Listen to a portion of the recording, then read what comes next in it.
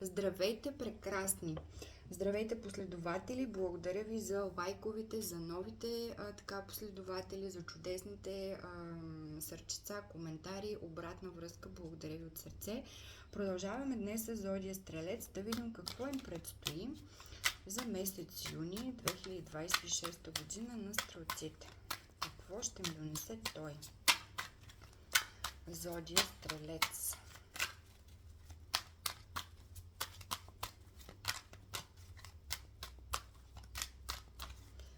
Ще работя с няколко колоди, за да мога да ви дам още повече информация. Зодия Стрелец, вие чакате четворка чаши, Хермит и туз жезли, сила. Продължавате, бутате напред с много сила. Има нещо, което чакате. Вие сте в позиция на изчакване. Мечтаете се това да ви се случи, даденото желание. Буквално може някой да се стои на прозорец и да гледа как вали дъжд навънка. Продължавате напред, продължавате по пътя си, той ще бъде осветлен. Вие носите така светлината, следвате знаците. И Асо жезли ви носи много възможности. Това не е една възможност. Това са много ярко така изкрици и неща, които ще ви донесат радост, изпълнение на желания в различни сфери от вашия живот. Нещо, което вие не очаквате. Да видим какво ще ви кажат Magic Witches. Magic Witches за Зодия Стрелец. Какво искате да кажете за юни месец 2026 година? Шестица чаши ще ви бъде даден. Картата падна сама. Зодия Стрелец, юни месец 2026 година.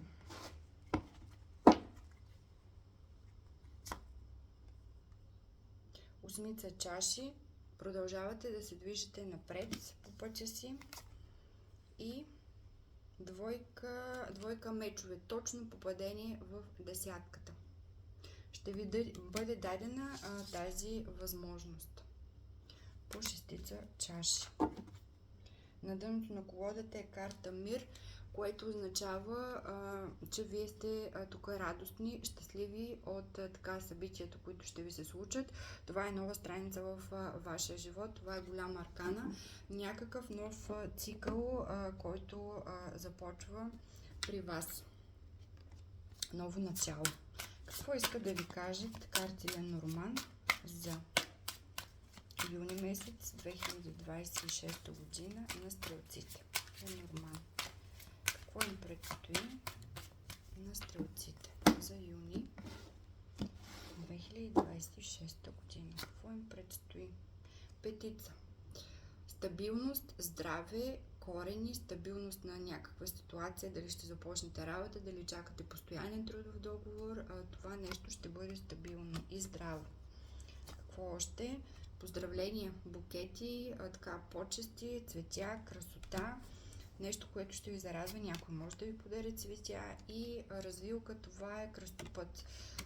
Избирате, ще имате възможности да изберете в позиция на избиране на вашия път. На дъното на колодата е карта Змия, което означава женска енергия. Може малко да имате едно наштрек за интриги. Женска енергия, красота, може да означава и преглед женски, по нашите женски болести. Някой да ходи за нещо, но то ще бъде, всичко ще бъде успешно по петицата. Стабилност. Какво още? 78 порции иска да кажат на Зодия Стрелец. 78 порции. Зодия Стрелец, какво им предстои за юни месец? Юни месец. Какво ще им донесе?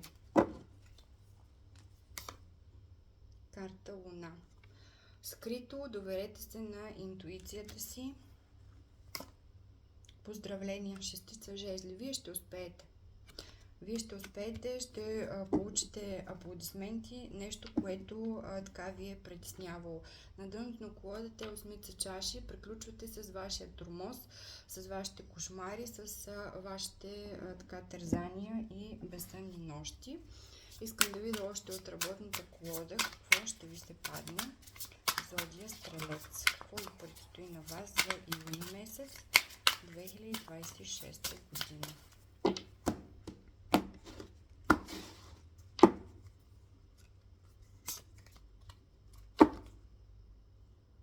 Важен финансов документ, послание, което е отгоре с више. Увеличаване на клиенти, перспективи,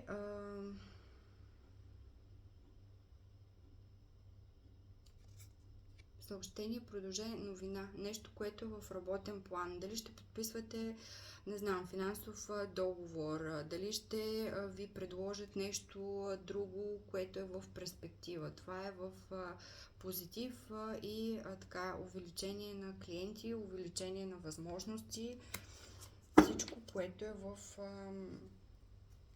благо. На дъното на колодата е карта така вестник, което означава новини, талантливи, самосъвършенстване, честолюбив, талант и неуверен. Ще имате вести. Ще бъдете уведомени, ще получите новини. Какво още иска да ви кажа класическото таро за Зодия Стрелец? Какво им предстои на стрелците? Картата се обърна. Това е девятка жезли. Ами, въпреки вашето главоболие и разбита глава, буквално, изтощение и наистина някой може да има главоболие и болки, вие продължавате напред. Вие продължавате напред и то с така голяма сила. Жезлите са много бързо развитие на нещата. И стабилност, устойчивост. Какво още за стрелците? Какво още искате да кажете?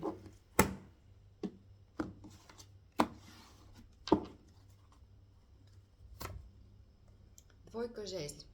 Избор между две възможности. Две задачи, две предложения. Две. На дъното на колодата е крал чаши, което означава емоции и чувства. Добре, и ще изтеглим една карта от колодата на Вадим Зеланд за съвет. Какъв съвет ще дадете за Зодия Стрелци за юни месец? Съвет за стрелците.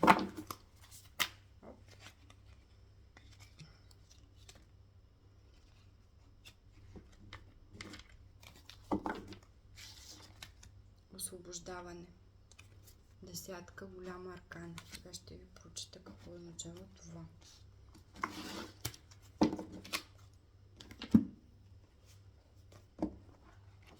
Карта номер 10. Освобождаване. Ще получите всичко, което искате да имате, ако сте убедени, че то е ваше без никакви условия и уговорки. Изборът ви е закон, подлежащ на безусловно изпълнение. Свободата на избора, решимостта да имате да се формира от енергията на намерението. Ако излишните потенциали на вътрешната и външната важност отнемат значителна част от енергията ви, намерението няма да има сила. За да намалите важността на нещата, трябва да действате осъзнато и да си давате сметка на какво придавате излишно голямо значение и какво следва от това. Енергията на излишните потенциали се разсейва в действието.